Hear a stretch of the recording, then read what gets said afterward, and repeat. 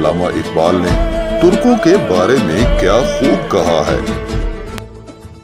حرم رسوا ہوا پیرے حرم کی کم نگاہی سے، جوانان تاتاری کس قدر صاحب نظر نکلے۔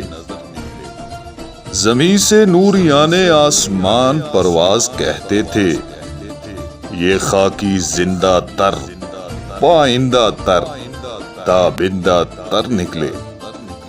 افسوس کے کعبے کے محافظ و پاسبان شریف حسین کی کوتاہ نظری کے باعث کعبہ رسوا ہو گیا، یعنی اس نے ترکوں کے خلاف اجنبی طاقتور سے ساز باز کر لی اور اسلامی مقاصد کو نقصان پہنچایا۔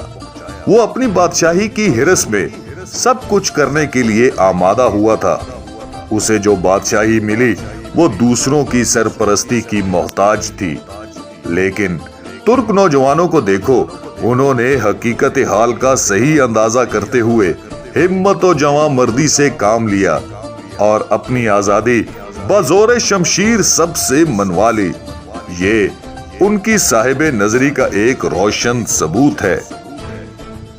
زمین سے نوریان آسمان پرواز کہتے تھے، یہ خاکی زندہ تر پائندہ تر تابندہ تر نکلے۔ جو نوری آسمان پر اڑتے ہیں وہ زمین سے کہہ رہے تھے کہ یہ خاکی بندے یعنی ترک ہم سے زیادہ زندہ، زیادہ پائیدار اور زیادہ آب و تاب والے نکلے۔